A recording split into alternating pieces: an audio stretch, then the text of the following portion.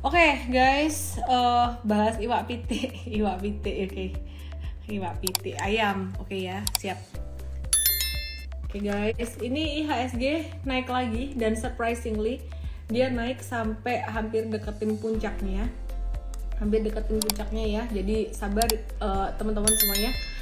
Ini hampir sampai puncaknya, hampir sampai. Mau dapat bimbingan intensif belajar saham dan referensi? Bisa tanya jawab secara intensif? Yuk, daftar Mtrade sekarang di mtrade.id/whatsapp atau klik di bawah sini ya.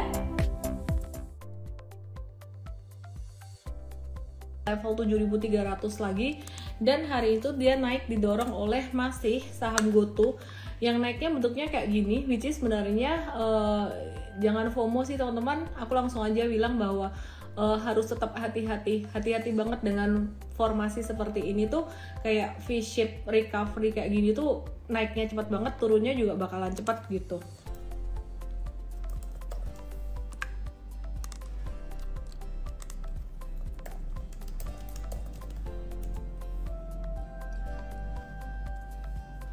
Oke, nah terus IHSG sendiri guys, ini support yang terdekatnya itu ada di level sekitaran level 7022 di MA 50-nya sampai 7040 di sini. Terus di bawahnya ada support lagi sekitaran level 7000 dan 6900-an. Jadi be very careful sebenarnya. Kalau aku ngelihat IHSG ini udah rawan koreksi banget, udah sangat rawan koreksi. Demikian pula dengan saham perbankan besar. Dengan saham perbankan besar ya.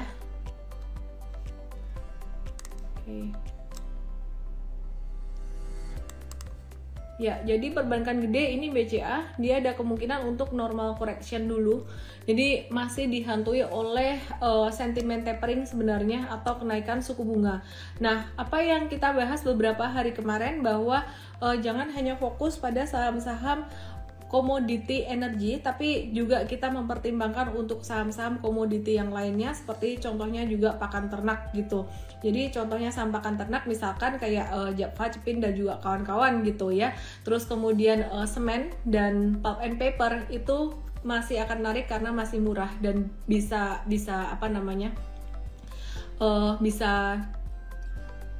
mengalami reversal, turn around dalam beberapa bulan ke depan gitu. Nah, terus aku mau review dulu di sini untuk saham coal sebelum aku beralih ke saham sektor yang lainnya seperti pulp and paper, kemudian juga poultry yang hari ini banyak banget ditanyain. Oke. Ya, jadi teman-teman perhatikan ini Adaro.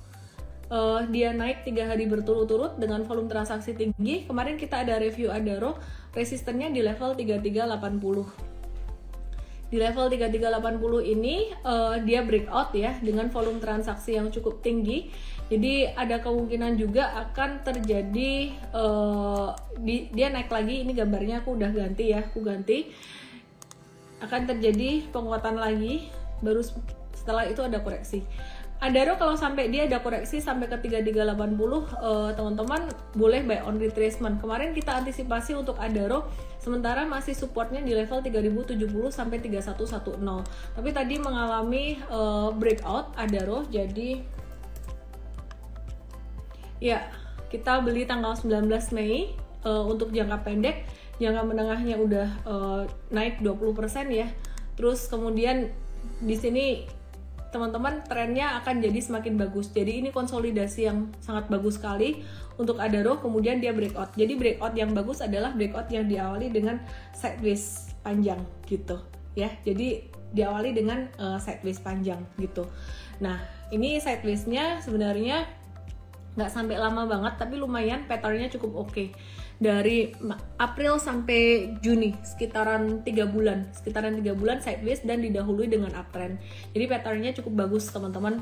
Nah, terus selain itu kita juga lihat untuk saham Indika Energy hari ini tadi sempat breakout naik, tapi kemudian dia turun lagi. Dia sempat breakout, kemudian dia turun lagi, cuman dia ada pattern cup with handle. Jadi kalau dia naik breakout dari level 2940, dia akan menuju ke level 3360. Disclaimer on, tadi di Mtrade ada profit taking dulu untuk saham ini gitu. Oke, terus kemudian ada saham PTBA, kita review dari komoditi batubara, kita review saham PTBA.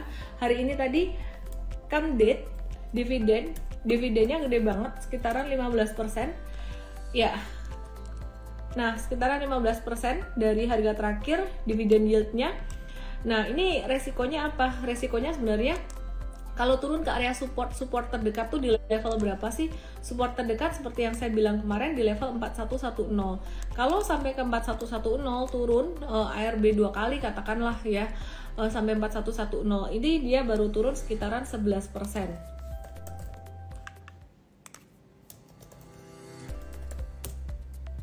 Oke, baru turun 11%. Jadi kalau sampai ke sini artinya teman-teman yang tadi beli di harga atas untuk dapetin dividen 15% masih cuan nih 4% gitu. Baru kemudian impasnya sampai level berapa? Impasnya sekitaran level 3940. Jadi sebenarnya bantalan cuannya lumayan banget gitu. Nah, kalau misalkan dia ARB berkali-kali sampai di bawah 3.900 ya, di bawah 3930 ini, di bawah 3930 baru rugi gitu. Jadi kita lihat PTBA habis bagi dividen bisa jatuh sedalam apa, how low can you go gitu. Perkiraan terburuk sih sebenarnya sampai 3620, kita lihat aja besok. Karena tahun lalu setelah bagi dividen tuh PTBA jatuhnya tuh lumayan dalam, boom gitu. Nah, terus kalau tahun lalu bedanya sama tahun ini ya, bedanya apa? Bedanya kalau tahun ini tuh saham sektor komoditi masih trending gitu, jadi sektor komoditi tuh masih bisa menguat gitu. Blacky Chim bilang takutnya gap down pun kalau misalkan gap downnya nggak sampai 15% ya kalian masih untung. Kalau misalkan dia gap down ARB terus gitu sampai turun 22% kayak tadi aku bilang, kemungkinan terburuk itu kalian juga rugi 7%-an aja gitu. Tapi ya anyway, kalau misalkan punya modal bawah ya nggak terlalu masalah kali ya gitu. Oke. Terus hari ini tadi selain saham GoTo ada saham sektor teknologi yang menguat lumayan ya, dan kalau dilihat patternnya kayak gini.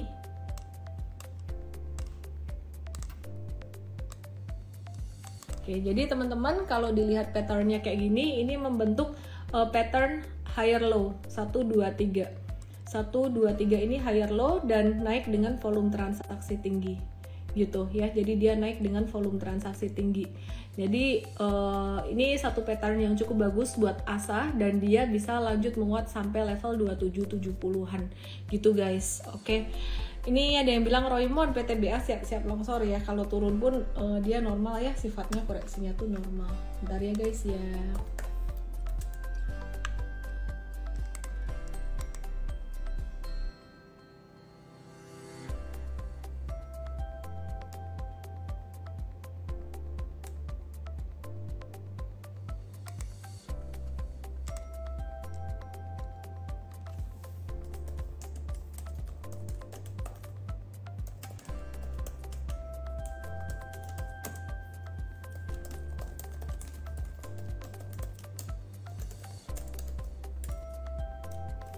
Oke.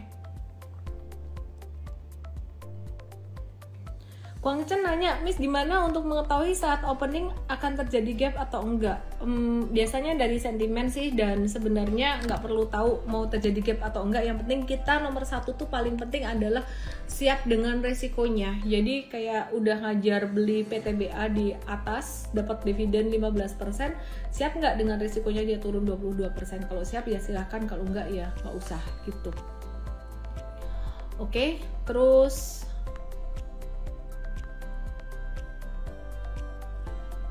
GoTo to the moon tadi udah dibahas di awal sih, agak-agak ketinggian. Miss ngomongin saham PTBA, jadi take profit terbaik pas kapan? Sebenarnya sekarang marketnya tuh lagi uptrend untuk sektor komoditi. Kita balik lagi ke PTBA karena lumayan banyak yang nanyain untuk saham PTBA ini. Kalau ngelihat chart doang ya, sebenarnya dia tuh masih ada potensi untuk naik. Tapi karena mengingat dia bagi dividen ya, ada potensi koreksi gitu loh. Take profitnya kapan? Kalau seandainya besok turunnya cuman dikit, kalian mau take profit untuk swing trader ya silahkan gitu. Tapi kalau misalkan turunnya dalam sampai ARB belum tentu bisa take profit gitu. Jadi wait and see dulu lah, besok dikasih tahu di mtrade. Oke.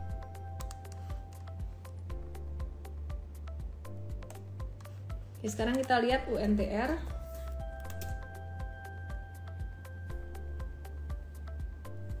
Kita lihat UNTR.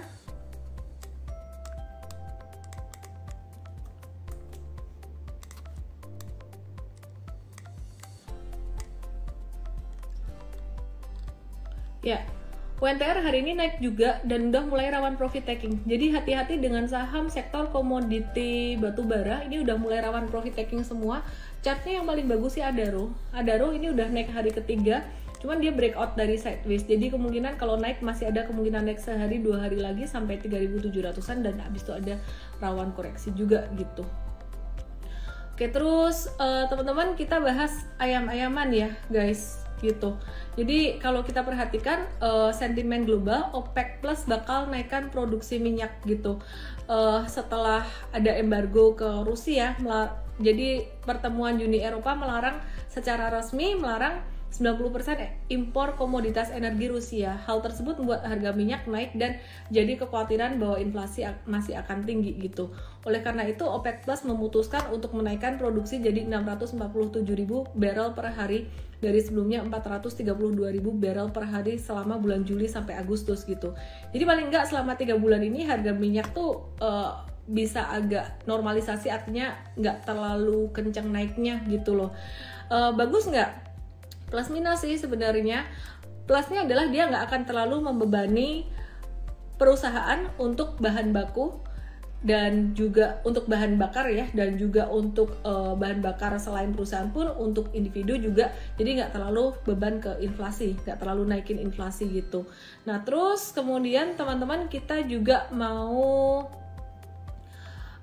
review sektor batu bara ini ada sentimen dari Jerman ini kayaknya mulai mendekati Indonesia untuk minta suplai batu bara. Jadi kayaknya krisis energi ini bukan cuma di India tapi di Jerman juga mereka mengalami hal yang sama gitu. Nah terus sekarang kita lihat sektor poultry. Sektor poultry ini sebenarnya belum ada instruksi lanjutan dari kebijakan culling property sejak Maret 2022 dan hari ini juga berpotensi untuk mendorong harga ayam akan turun karena meningkatnya ini ya jumlah ayamnya gitu. Jadi kalau komoditi itu semakin banyak jumlahnya, semakin banyak supply-nya, maka ya harganya akan agak-agak turun gitu.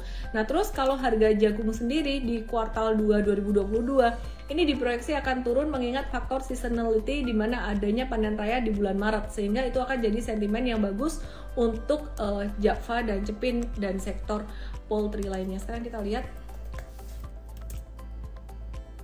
untuk Java.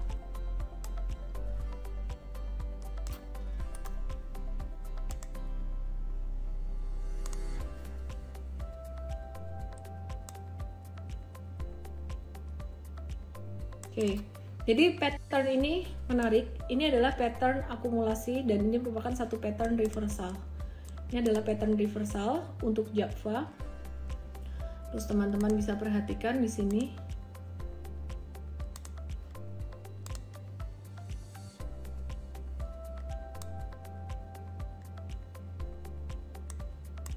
Oke, teman-teman bisa perhatikan di sini ya. Ini pattern reversal, jadi ketika harga naik, volume di sini juga naik. Ini yang disebut dengan konvergen. Harga naik, volume naik, harga naik, volume naik. Harga turun, volume juga turun. Harga naik, volume juga naik gitu. Nah, terus teman-teman kalau misalkan diperhatiin dia breakout dari angka 1460 ya. Ini dia bisa menuju ke resisten berikutnya 1520, 1585 bahkan sampai ke 1700 gitu. Jadi buat teman-teman yang kemarin sempat beli Java terus kemudian sempat turun, sempat stagnan. Nah, ini berita bagus buat teman-teman semuanya. Nah, itu pattern apa? ini pattern apa ya? Mungkin ada beberapa yang mengatakan bahwa ini tuh inverse head and shoulders. Ini shoulder kiri, ini shoulder kanan, ini headnya. Tapi kalau misalkan ada yang bilang ini saucer pun bisa juga gitu ya. Nah, jadi cuman butuh kesabaran untuk saham-saham sektor komoditi non energy ini gitu. Terus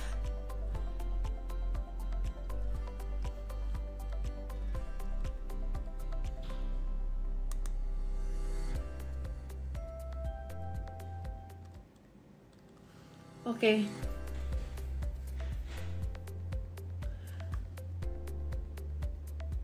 Rounding bottom, bener, rounding bottom, betul. Udah ikut mTrade ya, udah tahu patternnya apa. Oke, sekarang saya mau update untuk saham yang lain dari sektor komoditi non energy. Ini ada saham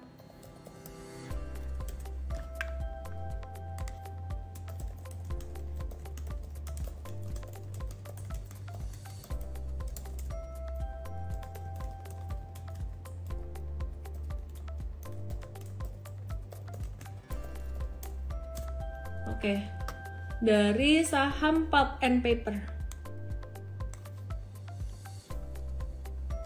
Oke ya, perhatikan di sini. Ini pulp and paper, ini Tekim. Beberapa hari kemarin naik dengan volume transaksi tinggi. Tenang aja, dia sideways. Ada kemungkinan akan koreksi normal. Kalau sampai dikasih turun bagus. Kalau sampai dikasih naik bagus buat yang udah punya. Tadi Polandra love SMBR, ntar aku bahas ya SMBR ya. Jadi TKIM kalau dikasih koreksi itu bagus buat yang belum punya, kalau dikasih naik bagus buat yang udah punya. Pertanyaannya, yang belum punya gimana dong? Yang belum punya ya wait and see dulu gitu. Ada saham yang lain atau makanya join mTrade gitu ya teman-teman ya. Makanya join mTrade gitu.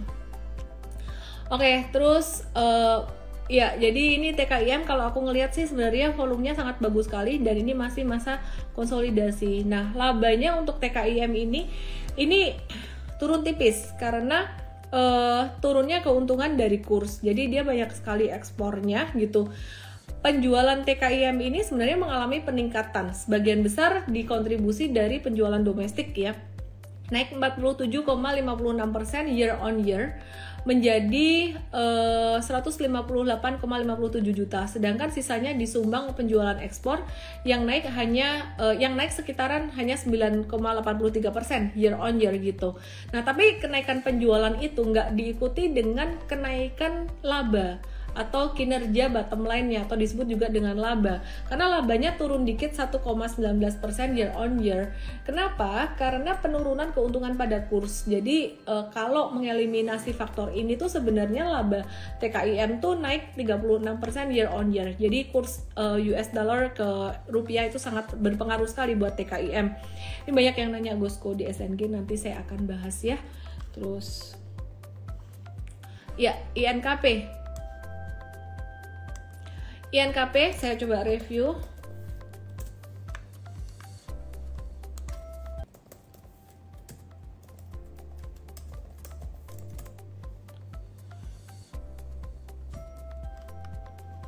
Oke, INKP saya coba review ya.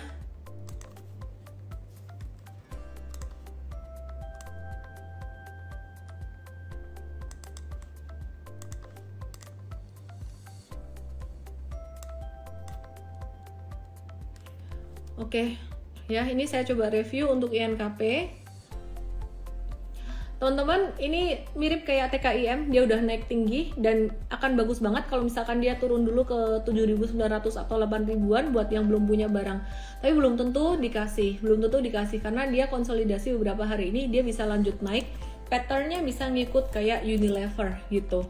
Jadi bisa ngikut kayak Unilever, di mana posisi INKP dan posisi TKIM tuh kayak Unilever waktu dia tanggal 29 April gitu. Jadi masuknya nunggu koreksi atau sekarang kayaknya nunggu koreksi dulu aja, tapi kalau naik lagi ya udah, pokoknya tunggu konsolidasi lah. Jangan masuk pas lagi naik-naik. Kalau misalkan naik lagi ya tunggu konsolidasi lagi. Contoh nih, teman-teman telat beli Unilever, sekarang valuasinya masih murah nih. Nah, aku sih percaya chart ya. Meskipun sentimennya mau gimana, aku percaya chart. Kalau misalkan turun lagi, chartnya fail ya gampang lah, tinggal cut loss gitu. Nah, aku percaya chart. Kalau aku ngelihat chartnya Unilever ini dia tuh bagus. Jadi dia naik dengan volume tinggi, terus kemudian dia consolidating gitu. Jadi ini di bawah ini supportnya di angka 4630. Di angka 4630 ya. Kalau misalkan dia breakdown dari sini, nanti dia akan menuju sekitaran 4.300-an, 4.000 sampai 4.300-an gitu. Jadi teman-teman yang belum punya Unilever sih mungkin bisa nyicil beli dari sekarang untuk hold dalam rentang waktu menengah gitu. Nah, terus oke, kita mau review untuk sektor teknologi yang lain. Masih ada kaitannya dengan teknologi. Kita lihat MTEL atau Mitratel yang jarang banget diperhatiin karena semua perhatian tertuju pada GoTo. Dan ini ketika dia breakdown, dia naik juga. Setelah breakdown dia menguji level resisten 740-nya gitu. Ya, jadi Mitratel tuh udah melakukan buyback saham saat ini dan menyiapkan dana sebanyak-banyaknya 1 triliun rupiah. Pembatasan harga pembelian saham kembali maksimal sebesar Rp801 per saham. Jadi harga buybacknya tuh di angka 800, sementara maksimal tuh di harga 801. Sementara sekarang harganya tuh masih 725. Jadi masih ada kemungkinan upside sampai level 800 itu sekitaran 9%. Oke guys, malam hari ini aku IG live-nya nggak lama-lama karena besok ada seminar analisis teknikal untuk investing. Jadi analisis teknikal untuk investing ini sangat bagus sekali. Besok ada Coach Hanin, ada Coach William, ada saya juga gitu yang akan bawain seminar besok gitu. Oke, saya akan invite Coach William untuk bahas fundamental beberapa saham ya, gitu ya. Oke, jadi teman-teman jangan cuman trading aja, tapi udah mulai menabur nih. Kalau aku sih highlight untuk sektor consumer good dan juga untuk komoditas selain energi gitu. Oke, halo. Hai, halo Miss. Halo Coach William. Oke, apa kabar Coach? Halo. Sehat? Bajunya cantik, ada dijual nggak? Oh, baju Emtret nih, sementara belum dijual. Oke, Coach William, boleh dijelaskan kondisi makro saat ini gimana? Sebenarnya kan kita saat ini lagi sedang dalam masa penantian untuk tapering lagi gitu loh. Jadi suku bunga bakalan naik baik di Amerika maupun di Indonesia karena sekarang selisih dari suku bunga dan inflasi itu udah mulai lebih gede inflasi, jadi ada spread negatif. Ini ke depan kira-kira kondisi global dan nasional tuh secara makro gimana? Karena kalau aku ngeliat kok IHSG overbought dalam jangka pendek gitu. Silakan. Ya, jadi kita sih bahas dari global dulu ya. Kalau global sih menurut aku tesisnya masih sama Miss ya. Kalau kita lihat isu tapering, isu kenaikan the Fed rate, isu inflation, lalu isu tentang krisis pangan, ya itu isu-isu yang masih akan kita lihat sampai di akhir tahun 2022 gitu. Jadi tesisnya nggak berubah, jadi risiko masih ada. Bahkan kemarin itu CEO dari JP Morgan ngasih statement ya, kalau memang di US itu marketnya tuh prepare untuk ada potensi badai ekonomi. Jadi resiko-resiko ini sudah mulai diantisipasi oleh semua investor termasuk investor global gitu ya. Jadi itu yang poin yang pertama harus kita antisipasi. Tetapi ya kalau kita bicara domestik ya, sayangnya memang Indonesia ini Miss diuntungkan oleh adanya kenaikan harga komoditi. Ya kita tahu lah kita ini kan produsen batu bara, CPO, timah, nikel dan sebagainya gitu. Jadi untungnya dengan posisi kita sebagai produsen ya kita nggak bisa dibilang terlalu berdampak signifikan terhadap isu-isu yang saat ini sedang terjadi secara global gitu, karena ya seperti yang kita lihat ya trade balance kita surplus ya. Karena apa? Karena memang kita adalah net eksportir batu bara dan harga komoditi utama lainnya gitu. Jadi itu yang membuat kita tuh lebih sustain dibanding beberapa negara lainnya yang memang saat ini tuh lagi dalam posisi yang agak challenging lah gitu. Jadi sebenarnya kita bisa bilang bahwa di tengah kondisi yang nggak pasti saat ini pun, ya Indonesia diuntungkan oleh adanya kenaikan pada harga komoditi. Ya jadi kita perlu appreciate di sana. Cuma memang akhir-akhir ini misalnya kalau kita lihat ya beberapa faktor bisa mempengaruhi daya beli masyarakat kita. Ya misalnya gini, kemarin kalau misalnya teman-teman lihat kita sudah diisukan ada kenaikan tarif listrik kayaknya sih nggak diisukan lagi ya, sudah mulai terrealisasi ya gitu. Tarif listrik bakal naik, harga BBM sudah mulai naik di Pertamax dan sebagainya ya. Jadi kenaikan harga-harga barang ini ya itu bisa mempengaruhi consumption kita. Nah itu yang perlu kita antisipasi gitu ya. Semakin tinggi harga-harga ini, itu bisa meningkatkan inflasi yang pada akhirnya bisa mempengaruhi GDP kita. Ya jadi sebenarnya ibaratnya seperti pisau bermata dua aja Miss ya. Kenaikan harga komoditi bagus untuk makro, tetapi di sisi lain itu bisa berdampak terhadap consumption kita karena semua harga barang-barang juga otomatis naik. Gitu, dan itu kalau misalnya terus bertahan, ya itu bisa menaikkan inflasi kita dan tentu bisa menurunkan daya beli masyarakat kita. Ya dan ya mungkin kemarin teman-teman lihat juga inflasi kita di bulan Mei ya di 3,55%. Ya dan itu sudah di atas dari suku bunga BI. Ya nah kenapa itu apa artinya gitu ya? Artinya memang ada kemungkinan BI ke depan akan melakukan namanya meningkatkan suku bunga. Ya karena sejarahnya kita sih nggak ada pernah istilahnya selisih spread antara suku bunga sama inflasi itu minus. Selalu harus minimal kalau nggak nol positif gitu. Jadi artinya di bulan Juni kita harus antisipasi bahwa BI akan naik suku bunga. Dan kalau itu terjadi, nah teman-teman harus antisipasi aja buat ke market kita. Gitu sih misalnya. Oke. Will, kalau ngelihat sektor komoditi non energi gimana, kayak pulp and paper, terus poultry, semen, 3 itu dulu deh yang kayak yang aku bahas selama 2 hari ini. Kan William juga ada ngebahas tentang saham multi-bagger beberapa waktu yang lalu ya, bahwa sektor-sektor ini tuh menarik. Besok kita cuantastiknya kan ngebahas tentang technical. Minggu depan kita bahas lagi untuk multi-bagger ya, tapi mungkin bisa kasih dikit insight nih kenapa sektor-sektor ini tuh menarik. Terus cara milih saham multi-baggernya nanti aja di MTrade di seminar next week gitu. Kita bahas lagi, kita review lagi. Dari sektor ini silahkan. Oke, jadi gini ya. Kalau kita bahas komoditi 3 tadi Miss ya, aku akan urutkan yang paling prospektif dulu. Ya yang pertama itu adalah dari pulp and paper. Ya menurut aku memang pulp and paper ini adalah salah satu sektor yang masih laggard dan secara valuasi itu paling atraktif. Ya teman-teman bisa cek sendiri ya, baik itu INKP, Tekim, valuasi saat ini itu di bawah dari 10 kali PE, which is itu sangat murah kalau kita bicara secara valuasi. Cuma kita jangan bicara secara valuasi dulu, kita bicara dulu tentang prospeknya ke depan seperti apa. Nah, kalau teman-teman lihat kinerja dari baik itu Tekim sama INKP, ya Tekim dulu kita bahas ya, karena saya lebih mantengin Tekim sih sebenarnya gitu. Tekim ini di kuartal 1, yang mungkin teman-teman baca di media adalah labanya turun. Gitu, labanya turun sekitar sebentar aku lihat sebesar 1,31%. Padahal ya kalau teman-teman lebih detail lagi lihat secara kinerja laporan keuangannya, itu penurunan pada laba itu bukan terjadi karena adanya penurunan pendapatan ataupun kenaikan biaya dan sebagainya, tetapi karena ada faktor realisasi keuntungan kurs yang lebih rendah daripada tahun lalu. Jadi tahun lalu ada sekitar pengakuan untung kurs besar berapa puluh juta US dollar, kalau di tahun ini di kuartal 1 itu lebih rendah.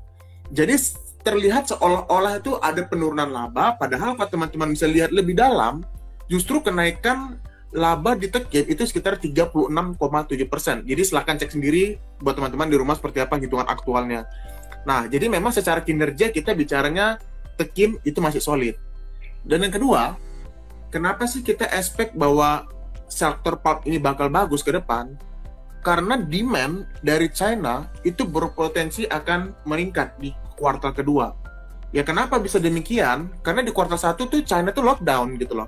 Mereka tuh demand-nya lagi turun, jadi ekspor ke sana dari perusahaan-perusahaan seperti Tekim, INKP juga turun. Nah untungnya kemarin China udah reopening, dan kita expect di kuartal kedua permintaan kertas di China dan juga Eropa itu bakal meningkat. Dan itu sepertinya bakal benefit buat sektor-sektor seperti pulp Indonesia, salah satunya adalah Tekim sama INKP gitu. Jadi faktor-faktor ini sih menurut aku yang membuat kenapa sektor pulp masih prospektif gitu ya untuk saat ini. Oke, aku mau jawab beberapa pertanyaan. Paperless apakah bagus untuk INKP? Kayaknya kita tuh nggak bisa lepas dari kertas ya. Dan INKP tuh bukan, INKP Tekim tuh kayak produknya bukan cuma kertas, tisu. Makanya mereka banyak ekspor juga, dan kemarin waktu pandemi itu lumayan diuntungkan karena kan ya permintaan tisu buat di barat tuh kan tinggi banget gitu ya. Mereka kalau ke toilet mereka pakainya tisu gitu. Terus kemudian ya ini agak-agak ini aneh dikit gitu, agak jijik dikit gitu ya, imajinasinya jangan kemana-mana, tapi itu kenyataannya. Dan kalau kita bicara tentang perkembangan teknologi, logistik, terus e-commerce, itu semua kemasan juga pakai kertas loh, kemasan tuh pakai kardus. Terus ingat satu lagi, go green, pada menghindari penggunaan plastik, beralih kemana? Paper gitu. Dan menurut aku sih, aku personally aku suka, tapi disclaimer juga, jangan ikut-ikutan aku, mesti harus tahu dulu gimana nya. Buat kamu-kamu yang punya time horizon untuk jangka menengah, nggak usah terlalu panik dengan fluktuasi jangka pendek. Jadi kalau buat aku sendiri, aku ada beli disclosure, disclaimer, nggak harus diikutin. Trading aku nggak aktif banget, akhir-akhir ini nggak terlalu aktif, karena aku banyak menabur untuk jangka menengah. Aku melihat perekonomian mulai recover, meskipun ada inflasi tinggi karena supply terbatas, demand tinggi, tapi sekali lagi lockdown dari China udah dibuka. Semoga deleveraging dari The Fed ini berakhir dengan beautiful. Ketika deleveraging dari The Fed berakhir dengan beautiful, perekonomian akan kembali. Dan saham-saham yang kita tabur di bawah yang sekarang valuasinya masih murah-murah, which is beberapa sektor yang kita review akhir-akhir ini akan bertumbuh. Jadi ada fluktuasi jangka pendek kayak Java gitu, teman-teman nggak usah terlalu khawatir gitu. Kapan waktunya khawatir, kapan waktunya cut loss, nanti Mtrade akan kasih tahu gitu ya. Nah, Coach William, besok kita kan mau ngebahas nih analisis teknikal untuk investasi jangka panjang. Mungkin saya dan Coach Hanin akan bahas banyak di analisis teknikalnya. Nah, Coach William pastinya akan bahas juga untuk investasinya gitu. Nah, dalam berinvestasi itu ada beberapa poin yang perlu diperhatikan. Yang pertama adalah memilih perusahaan itu dilihat dari pangsa pasar dan bisnis modelnya, kemudian manajemen, kemudian profitability, valuasi, dan yang terakhir adalah technical untuk investment. Mungkin Coach William bisa kasih satu komen nih cara memilih saham yang menarik. Kalau dilihat dari pangsa pasarnya, ada nyamuk guys, banyak banget nyamuk di kamar aku 2 hari ini. Kesel, kenapa nggak ada cicak gitu loh, sorry ya, distracted. Oke, balik lagi. Coach William, mungkin bisa dikasih contoh-contoh nih perusahaan yang menarik untuk diinvestasi, dilihat dari pangsa pasarnya itu gimana sih, terus bisnis modelnya pada era sekarang ini, mana yang lebih menarik, new economy atau old economy, mungkin dari satu kacamata dulu yaitu pangsa pasar dan bisnis model. Kita kasih edukasi dikit nih, jadi biar nggak market terus. Silakan. Oke, thank you Miss. Ini pertanyaannya bagus banget dan aku excited untuk menjawabnya gitu ya. Jadi sebenarnya gini ya, kalau teman-teman yang member Mtrade, sebenarnya kemarin kita udah pernah kasih satu saham yang sesuai sama kriteria yang tadi Miss bilang. Saham-saham apa yang secara valuasi bagus, secara market share bagus, dan lain-lain sebagainya. Rahasia, mesti join Mtrade. Oh, rahasia. Oke. Ya. Oh, jadi nggak bisa bikin contoh Miss ya? Iya dong. Oke, ya. Tapi intinya memang gini ya, betul tadi Miss bilang adalah kalau kita mau beli saham, kita tuh memang nggak hanya bicara tentang fundamentalnya, tetapi tentu kita bicara juga tentang bagaimana prospek ke depan. Makanya kalau misalnya menurut aku kita nggak cukup menggunakan valuasi hanya PE, price to book value, atau nggak seperti EV per CFO, tapi kita harus punya valuasi namanya itu FER, Future Earning Ratio. Kita harus mampu melihat bagaimana prospek earnings ke depan. Nah, itu harus kita pahami sekarang. Dan itu harus kita perkuat ya dari analisa kita bagaimana untuk melihat apa aja saham-saham yang memiliki story yang menarik ke depan di luar dari fundamental yang harus menarik, bisnis yang menarik, market yang terbesar dan sebagainya. Nah, ini akan kita bahas besok di seminar di Cuantastic, dan minggu depan juga kalau seperti Miss bilang tadi ya, kita juga pasti bakal ada bahas juga tentang saham-saham multi-bagger ya yang akan kita selalu sharing ke. Intinya tetap sama Miss ya. Invest di perusahaan yang memang secara fundamental menarik dan sebagainya gitu. Ya, Oke. gitu. Intinya tuh tetap sama sih ya, dia bilang pelit, rahasia rumah tangga nggak boleh diumbar. Sebenarnya tuh kita udah cukup generous guys, kita kasih tahu terus tiap hari. Bahkan ini saham-saham komoditi non energi ini juga bocoran ya. belum naik tinggi, ini bocoran, ini termasuk multi bagger juga. Cuman di Mtrade itu yang membedakan adalah kita update terus kapan beli, kapan jual, kapan stop loss, yang paling penting kapan stop lossnya gitu. Ini tiap kali William nonton, sorry ya William, it's not me, ini netizen nakal nih, selalu minta diupdate saham Access gitu loh. Kayaknya tuh William tuh bisa jadi ini endorser untuk S Hardware gitu deh, saking cintanya netizen sama kamu nih Will. Aku boleh bahas ya, menurut aku sih S Hardware ini masih dalam tracknya.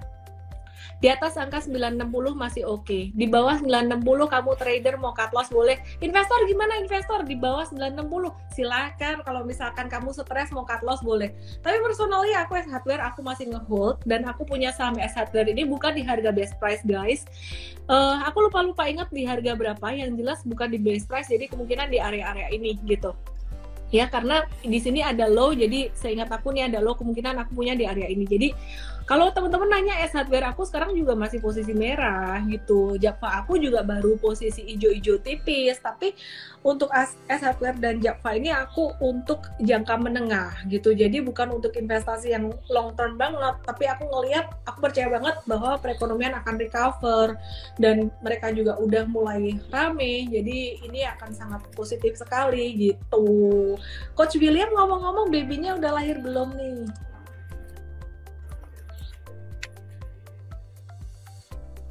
Gak dijawab. Halo. Oke guys. Cepin gimana dong? Cepin dibahas di seminar besok ya guys ya. Malam hari ini kayaknya ini Coach William punya koneksi juga agak sedikit terkendala. Ini banyak yang minta dibahasin friend beberapa, tadi aku lihat. Friend ini dia mau private placement sekitar 3,1 triliun rupiah. Aduh, langsung hilang dia. Baiklah. Friend mau private placement sekitar 3,1 triliun rupiah. Salah. Bener nggak sih? Iya. Yeah. Benar. Jadi dia bakalan dapat dana segar sekitar 3,1 triliun rupiah. Pelaksanaan harganya di angka 100 per saham. Kita lihat ya. Kita lihat friend. Aku percaya chart sih guys. Aku nggak terlalu percaya sentimen gitu. Jadi kalau 100 rupiah ya tinggi di atas gitu. Jadi mestinya itu satu sentimen yang cukup bagus. Secara chart hari ini dia chartnya bagus dan berpotensi untuk naik sampai 93 sampai 97 gitu. Oke, terus tadi katanya mau bahas Gosco. Baiklah, aku akan bahas Gosco.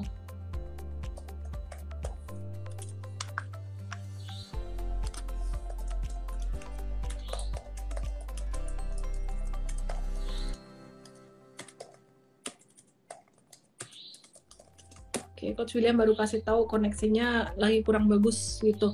Oke, jadi aku mau bahas Gosco. Gosco gimana nih Gosco? Gosco ini saham komoditi CPO yang gerakannya tuh lumayan volatile banget.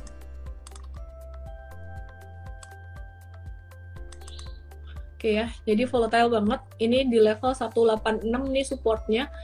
Wait and see aja. Kalau belum punya tunggu reversal. Kalau udah punya ya tunggu pantulan buat take profit gitu. Oke, teman-teman, kok ada suara buruk? Ya udah biarin aja lah dia di luar. Thank you buat semuanya yang udah nonton malam hari ini. Sorry nggak bisa sampai lama-lama banget karena I have things to do, dan besok juga ada seminar. Juga ada seminar cuantastik, langsung aja besok gratis, seminar cuantastik gratis. Terakhir langsung ke mtrade.id/cuantastik ya. Jadi thank you everyone, dan jangan lupa join Mtrade dengan cara klik link di bio saya atau ke mtrade.id. Mumpung lagi banyak peluang market, mumpung lagi banyak saham yang murah-murah. Tapi kalau saham yang murah di stage 1 itu masih konsolidasi naik turun, teman-teman kan bisa bingung juga gitu loh, kayak misalkan ini turun kapan harus batasin risiko, kapan jual. Jadi kita bantu di Mtrade. Semoga bermanfaat. Saya Ellen May, salam profit sehat.